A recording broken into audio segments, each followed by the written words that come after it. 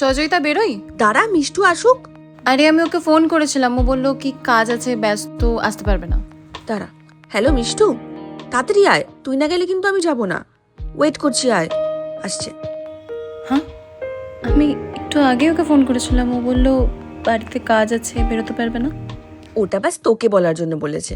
আমি বলবো আর মিষ্টু আসবে না, এটা হতেই পারে না। গ্রুপে পাঠিয়ে দিলাম। ওয়াও, ছবিটা কি সুন্দর এসছে।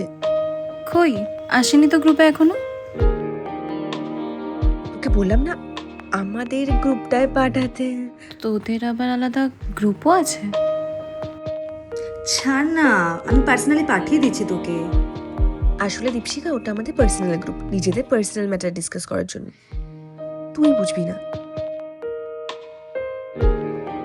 ভাই দেখ, টিকিটটা কনফার্ম হয়ে গেছে। ভাই চল প্যাকিংটা শুরু করে দিই। কোথায় যাচ্ছিস তোরা? এই তো মন্দারমণি যাচ্ছি রে। ও বাট আমার তো এই উইকে হবে না রে, নেক্সট মান্থে যাই আমরা। তুই আর নেক্সট মান্থ জীবনেও আসবে না, তাই আমি আর মিঠু টিকিট কেটে ফেলেছি আগের থেকেই, বুঝলি তো। বরং তোর পয়সাটা বেঁচে গেল।